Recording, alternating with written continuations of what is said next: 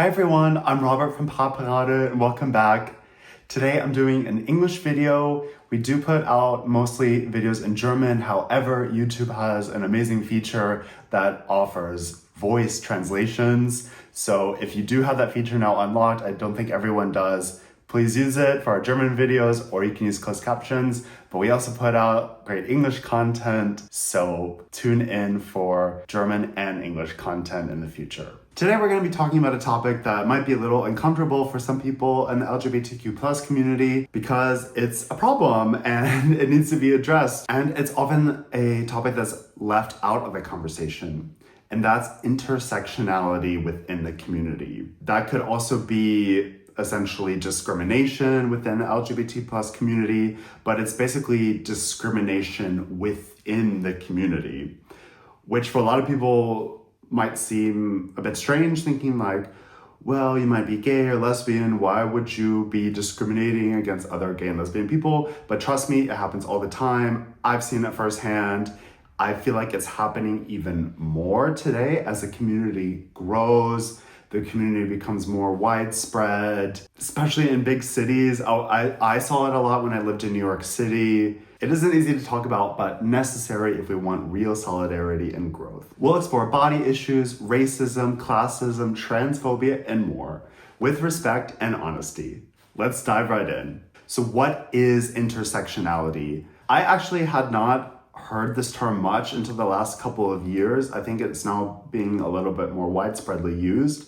But intersectionality was first defined by a scholar, Kimberly Crenshaw, in 1989. And it's creeping more into kind of this collective zeitgeist conversation when it comes to the LGBTQ plus community. It means that different aspects of our identity, like race, gender, sexuality, class, disability, and others, overlap and influence how we experience the world. For LGBTQ plus people, that means that being gay or transgender doesn't exist in a vacuum. You also carry your race, culture, income, health status with you in every room that you go into, including queer ones. So when we talk about discrimination within the community, I think the first example that probably jumps into most people's minds is first body image. Being a gay man, there is an obsession with kind of this masculine body type. So it's kind of this white, muscular, masculine body ideal type, or it could be, the skinny twink with a six-pack, but ideally having no body fat, either being very, very skinny or very well trained, worked out, having a six-pack, having big muscles, having kind of everything on the outward look perfect and kind of striving for this, more masculine ideal, this muscular gym kind of focused body. And while there are plenty of people in the gay community that look that way, because a lot of people in the gay community put a high priority on health, fitness, exercise, nutrition, what have you, it exists. In New York, for example, it's a huge city. There are a lot of people with great bodies. There are a lot of people that look really good. If you go to a certain gay venue, you're likely to see a lot of those types of people. But as we all know, most people cannot achieve this kind of body type. It's just not possible for a lot of people, or they just don't have the time and energy to put into it. Also, just with being body positive, there are so many different types of bodies out there. We should love and appreciate all different kinds of bodies. Body positivity is really important. I myself have kind of always yo-yoed with my weight. When I was a bit younger, 18, 19, when living in New York City, I was significantly skinnier and fit into that a little bit more, although I did still at the time have my own body issues. And now I do exercise a lot. I eat healthy most of the time, but I, for example, don't have time to invest hours and hours with having a perfect body. It's just with my busy schedule not possible, or at least I don't wake up every morning at 5 a.m. to make that happen. So I have an average body. And then when I look around in the gay community, I often am comparing myself and thinking like, wow, wouldn't it be really nice if I had a six pack? Or would it be really nice if I had like really big muscles? So that aside, that is kind of the first issue with intersectionality, is that those with those what we call perfect bodies, or people that are skinny or muscular or whatever that ideal is, heavily discriminate against people that don't fit that ideal. And this is a big problem. For example, I remember walking into a gay bar in New York and immediately feeling judged by all of these really skinny twinks kind of looking around like, oh, well, if you don't have a six pack, you don't deserve to be talked to. You don't deserve to be acknowledged. And I know plenty of gay men who only surround themselves with other people that look that way. You see on Instagram, you see them all hanging out together at the beach.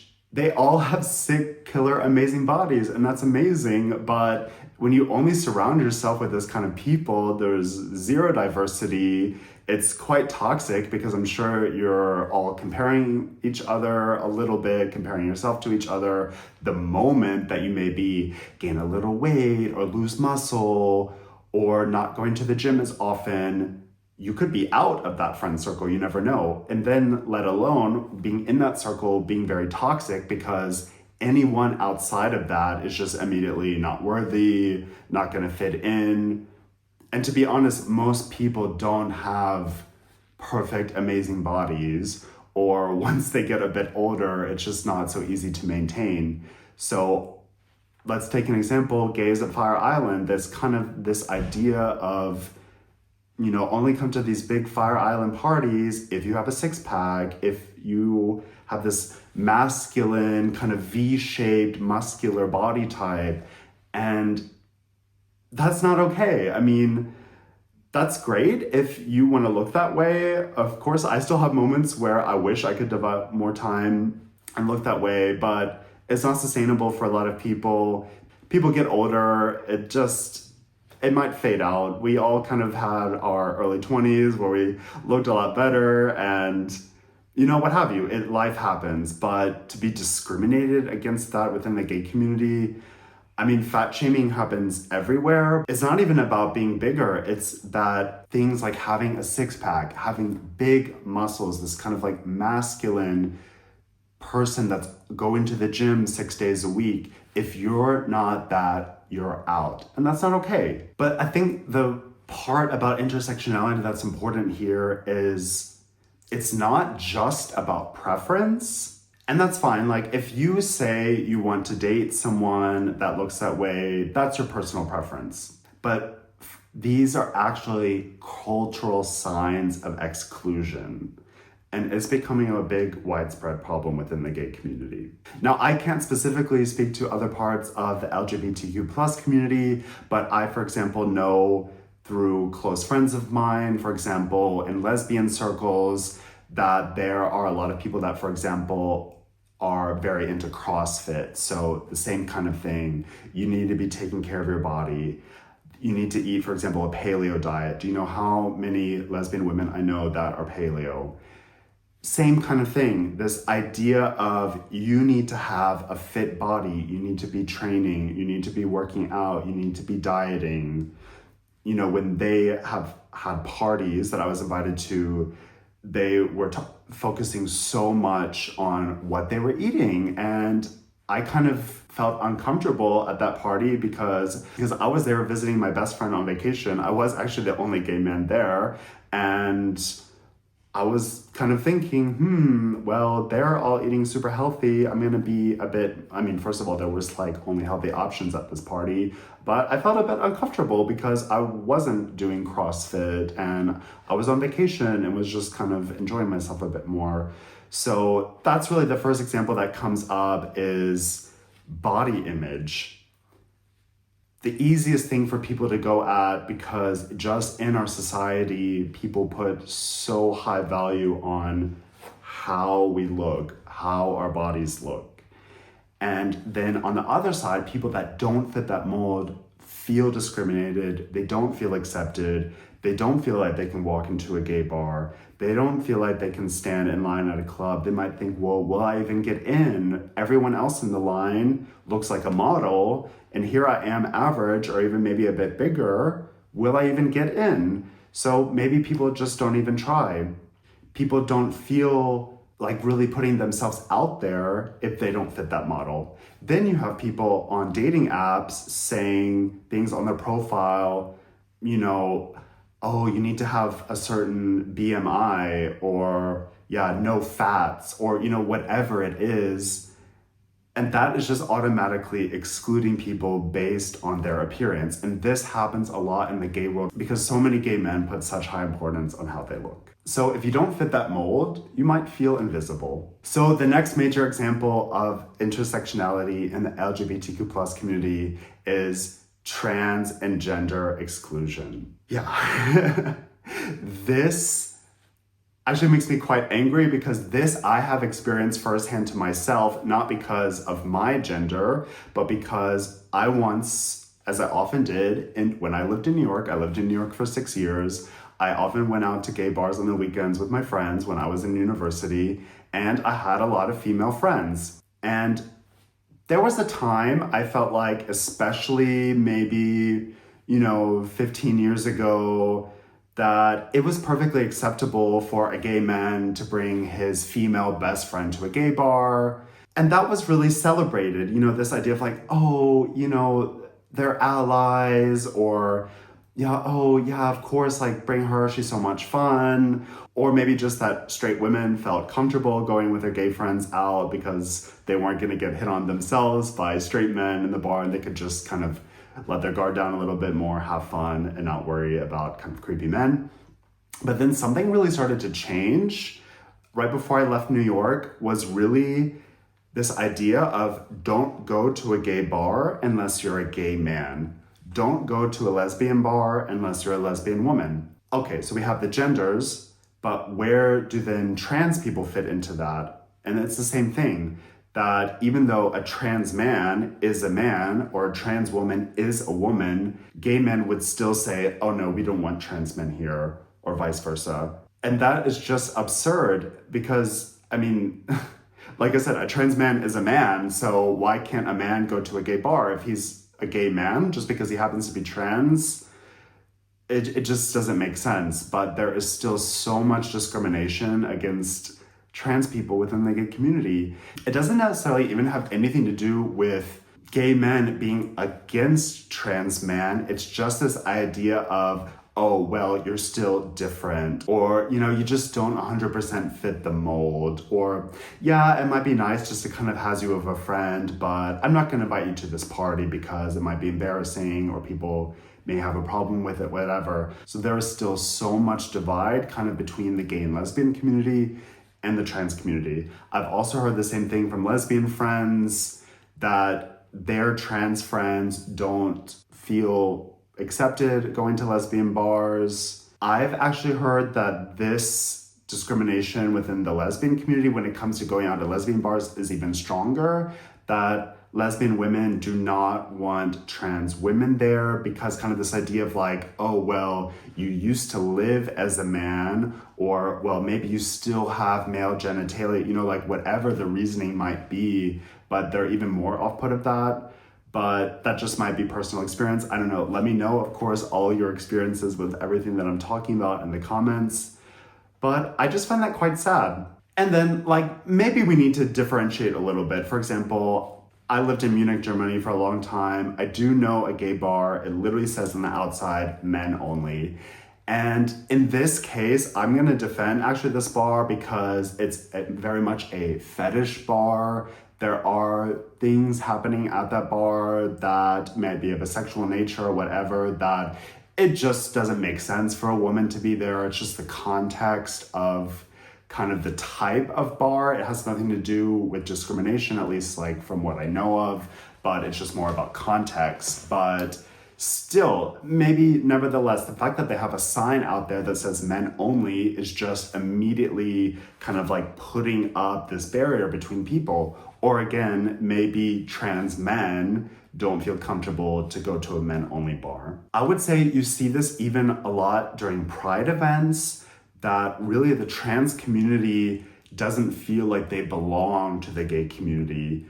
There are, at Pride events, maybe a lot of drag queens, but of course, most drag queens are not trans. It's just an art form that they're practicing. So, it's like drag is okay and that's celebrated, but yeah, trans people at Pride events, not so much. There are even gay people that still have a problem with being trans. And I don't know, I feel like a lot of people might think that we've kind of gotten past this point, but it is still so prevalent within the community. So it's really important that we continue to educate people on what it means to be trans, that we defy stereotypes, we get rid of misconceptions, that people actually get to know each other, get to know a trans person, actually meet them in person and talk to them, become friends with them, get to know their struggles and what they're going through. I would love to see, like, when we say LGBTQ community, that it's one community, that it's not this like fragmented, segmented, divided community, because that's not what the community is about. We are all going through struggles throughout life. We all had problems coming out of the closet, growing up gay, growing up trans, whatever it might be. We have a lot of the same struggles. So we should use that to unite us and to support each other, not to build barriers, not to build up walls, not to exclude each other. And fine, like, you may still not want to have, as a gay person, trans friends or have those people in your circles, like, that's up to you. But just to completely exclude people just based on the fact that they're trans, I just don't find that okay. And I find that this is becoming a bigger and bigger problem as, like I said, the kind of LGBTQ plus community continues to grow, becomes more widespread, that the bigger the community gets, the more segmented and divided it gets, and that people are then therefore only surrounding themselves with people that are similar to themselves. So next topic, and this is really the most important ones because this is unfortunately such a problem still in society today, but it's racism within the LGBTQ plus community. And this one for me is still kind of, I think, the most problematic because people, wake up. We are all humans. If you know anything about human evolution, about how humans spread around the world, how kind of all these genetic differences developed, it's just science. It's just how our species works. So to discriminate someone based on their skin color or because of how their hair looks, or just because they have a certain type of ethnicity, maybe a mixed ethnicity, for example, this is just ridiculous. I mean, again, there are a lot of like cultural differences between different types of people. I get that, but the fact that racism is still so prevalent in society is just sick, I find. So it's a big problem.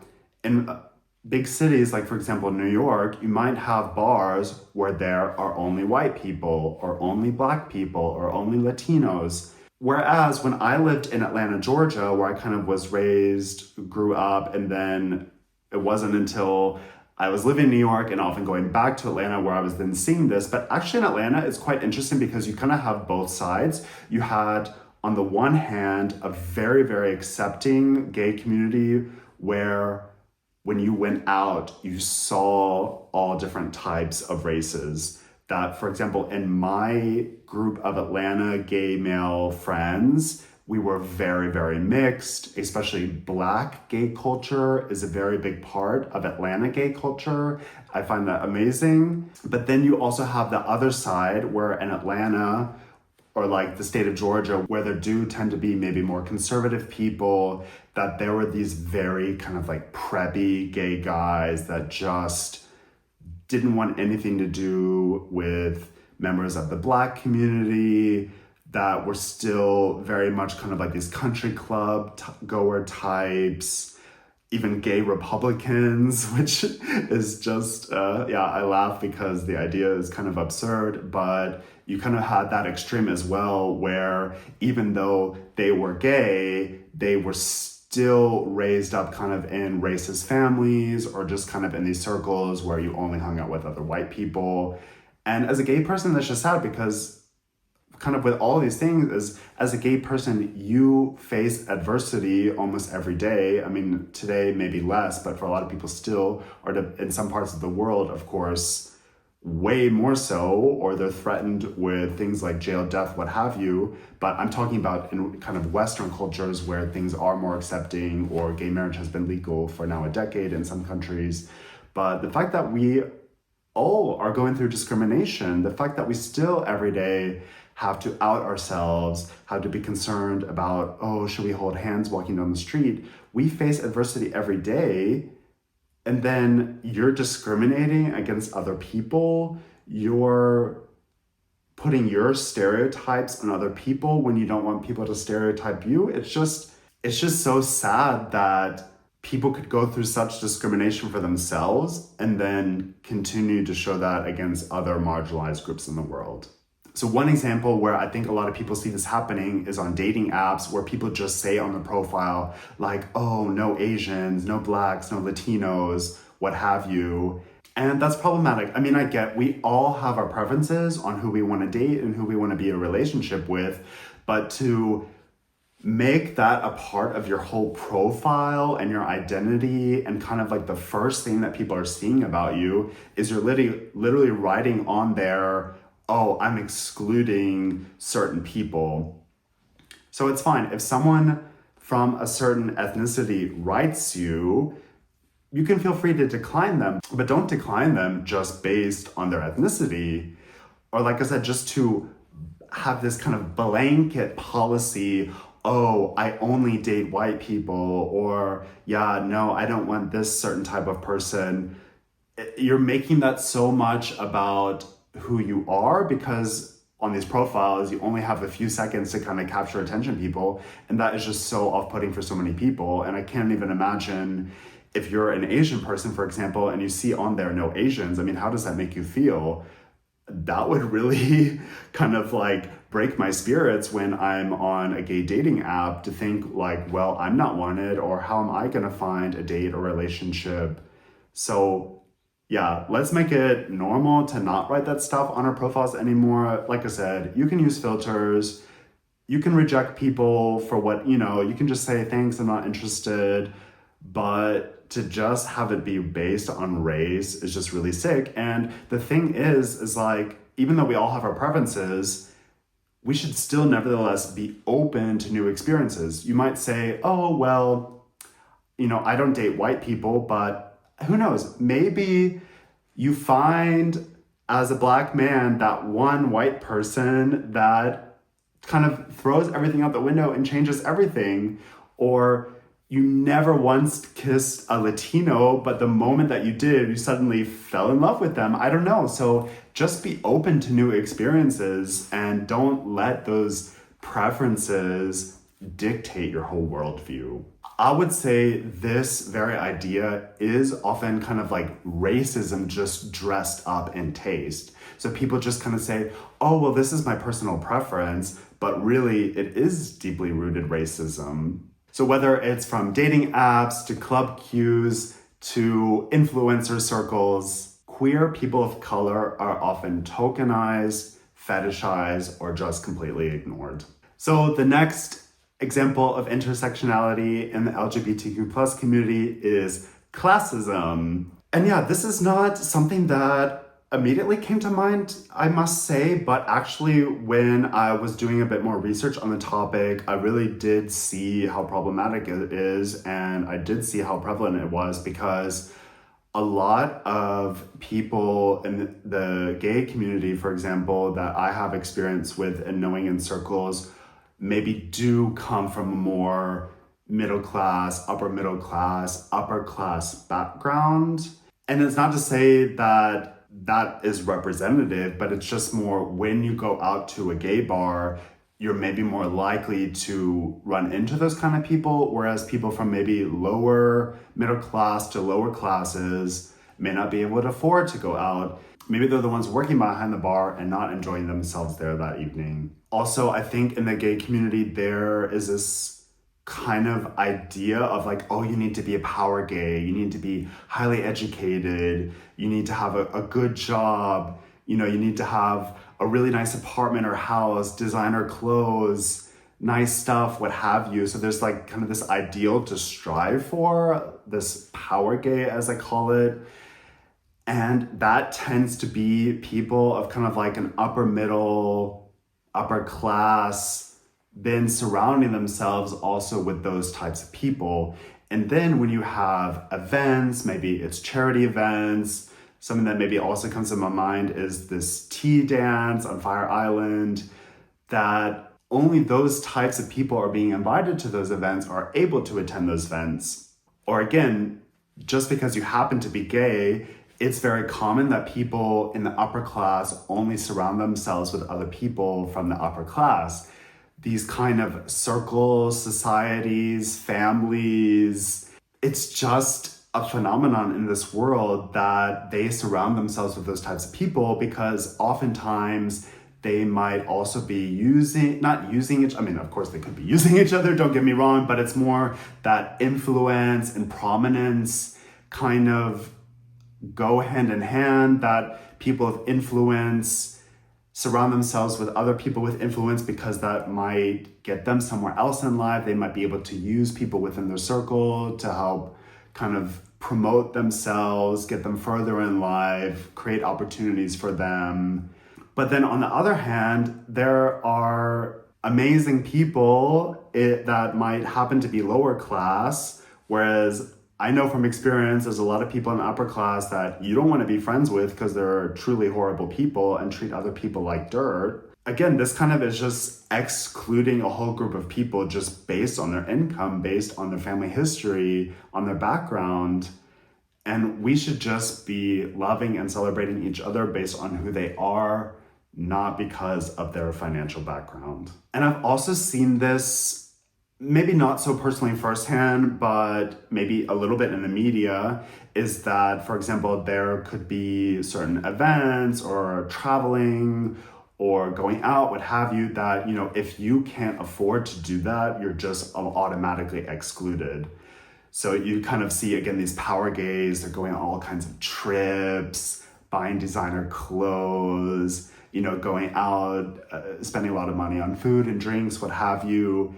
So you might be a little bit in the circle, but the moment that it kind of comes out like, oh, well, you can't afford it, or you're maybe a bit hesitant to, put your card down when everyone else just kind of does it without thinking, that can kind of alienate you from certain social circles. And I get it. I think, again, I can only speak for gay men in this instance, but a lot of gay men tend to maybe come from a higher income bracket because, I know for myself, I always felt like maybe I needed to prove myself. So when I was, growing up, I kind of felt like, oh, well, in order to hide that I'm gay, I really need to succeed in life. I need to do well in school. I need to have all kinds of extracurricular activities. I need to get into a good university, whatever it is.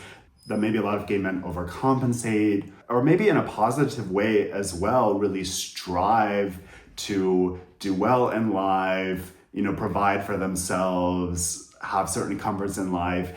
And yeah, that tends to skew towards gay men. I think that's also even maybe a stereotype of a lot of gay men, that they have a bit more income, they have a bit more disposable income, especially, they can afford surrogacy because they have more money, what have you. And, we really need to get rid of the stereotype, because there are plenty of gay men out there that are struggling, that are just trying to survive, let alone the trans community. The most trans people are excluded from housing, from higher education opportunities, from just a lot of opportunities in life. And that is just really sad and sickening. But furthermore, the fact that these communities are not mixing with each other just kind of reinforce these stereotypes, reinforce these divisions, and therefore intersectionality within the community. So the next instance of intersectionality is ableism. And this is also an aspect of intersectionality that I didn't immediately think of. And that in and of itself is just really sad because, I mean, that's the point, that people with disabilities, with different abilities, are just completely excluded from these types of communities. I mean, it doesn't even have to be a physical disability. It could be a sensory disability. It could be chronic illness, health. So when you're going out to gay events, there's just no visibility because there's no accessibility for these types of people. That, I mean, I don't know, are there gay clubs that are wheelchair friendly?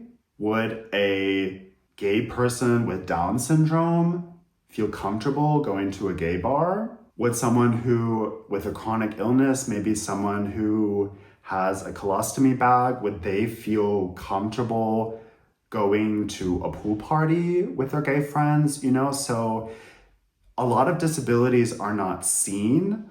A lot of disabilities are not something that people maybe want to admit, or, you know, kind of going on in the background. Like I said, something also like a chronic illness, sensory, social disability, you know, whatever it is, not all disabilities are visible. So yeah, I would say queer people with disabilities are highly misrepresented and are just not visible. So this needs to change. We need to make queer spaces disability friendly, and also remember that not every disability is visible, and also take that into consideration. So the next example that I have is with people that are non-binary.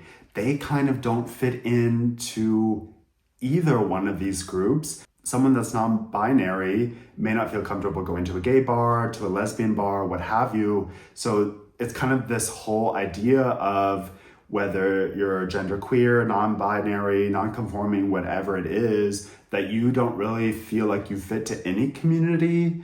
So of course you might have your own kind of like non-binary queer community, but that doesn't really get you anywhere because, I mean, at least to my knowledge, I don't know of any non-binary bars. Of course, there are a lot of meetups. I also know of a queer meetup that I go to in my town here that I live in, Germany, where, yeah, a small group of people can kind of get together, but it, like I said, feeling and trusting that they could go to a big city and go to some type of event or feel included with these circles of people, it just doesn't really happen. So a lot of people that are non-binary are often retracting that, you know, they might have friends outside of the gay community or kind of like mismatch, but I don't really know many gay men that have a lot of non-binary friends. Where I do see often non-binary people feeling accepted is with the trans community, which is beautiful that trans people are accepting of non-binary people and vice versa.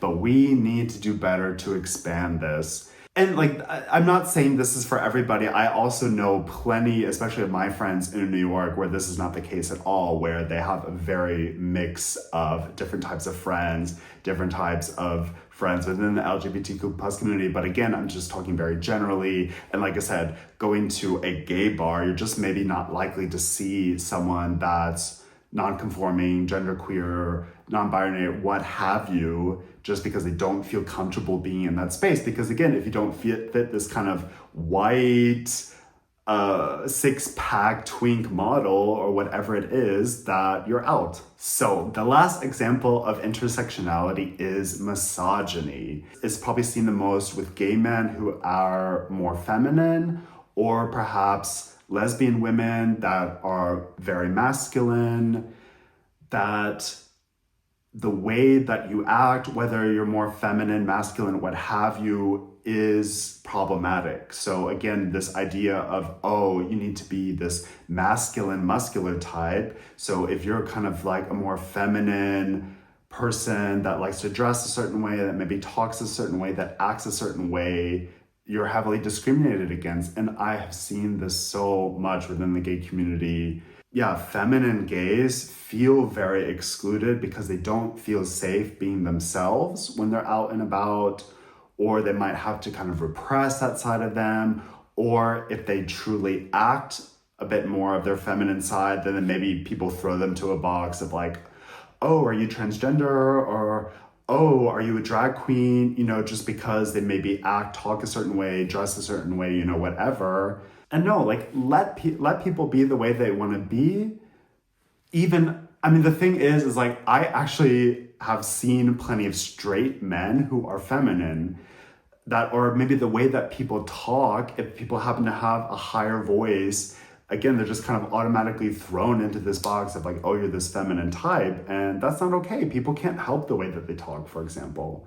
And maybe if they want to talk that way, that we shouldn't let something like that be a factor of discrimination. Just let people be who they are and accept them and love them. I gave a lot of examples of intersectionality in the LGBTQ plus community, but let's dive a little bit into why this happens. So people in the LGBTQ plus community grow up in the same world as everyone else, where we experience all these problems in society. We absorb the same racism, body issues, classism, just as everybody else. But coming out doesn't erase unconscious bias. Sometimes we think that being oppressed in one area gives us a pass in another.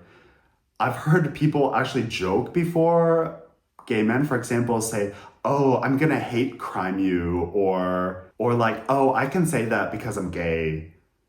And that's not okay. Just like, since when do you have a card to be a horrible person just because you're also oppressed? It doesn't go both ways. Intersectionality means that we can recognize that we may be privileged in some areas and oppressed in other areas, and that can happen at the same time. I can, for example, as a gay man, get a little bit further in life because I'm still white. Or maybe you have a perfect body and you really get away with certain things, but because you come from a certain ethnic background, you're discriminated in other areas. Maybe on the outside, everything's normal, but you're hiding a chronic illness, you're hiding some kind of sensory disability. So, these kind of things, there might be positive areas in one aspect and negative in the other. But unfortunately, this, when we take a closer look, is then really affecting people where these compound factors are hurting people even more. So for example, and I think unfortunately this is what we see a lot in the media, that for example, Black trans individuals are probably one of the most discriminated groups in the world. So not only are you as a Black person facing, for example, in America, racism every day of your life, but then the fact that on top of that, you're trans, where trans people, for example, when they apply for jobs, when they apply for housing, when they seek medical help, where they seek professional services, what have you, they already might be rejected because they're trans, but then they also might be rejected because they're Black. So the fact that they're trans and Black just hurts them even more. And I think that is what is kind of being problematic now, is that as being gay is more accepted in Western culture, that people don't realize that gay people still today completely face discrimination in so many areas of their lives. You as a white person might feel like, oh, I'm accepted, gay marriage is legal, my husband and I, we have a child, we have this great family with 2 fathers, and our neighbors love us, whatever, but then don't realize that another gay man who might have any of the kind of aspects of the life of intersectionality that I mentioned might have as disadvantage, and that's not being acknowledged. Where to go from here, and what can we do differently? We have to start by listening to voices that we don't normally hear. You should support events that are led by people of color, that are led by trans people, that are led with people with disabilities. Think critically about your own preferences. Are they shaped by media, stereotypes, or systematic bias? Create spaces where more than one kind of queer experience is valid. And most importantly, speak up when you see instances of exclusion, but also stay teachable when someone calls you in. The queer community should be the most inclusive place in the world, but it often isn't. Let's challenge each other with compassion and celebrate each other with intention. Because if our community isn't safe for all of us, it's not safe for any of us. Let me know in the comments, have you ever felt excluded within the LGBTQ plus community? What do you think that we can do better together? Thank you so much for watching this video. I hope you learned a little bit about what intersectionality is, how it manifests itself, and how we can do better within the community. If you enjoyed this video, please give it a like, and we'd love to have you subscribe to our channel. See you next time.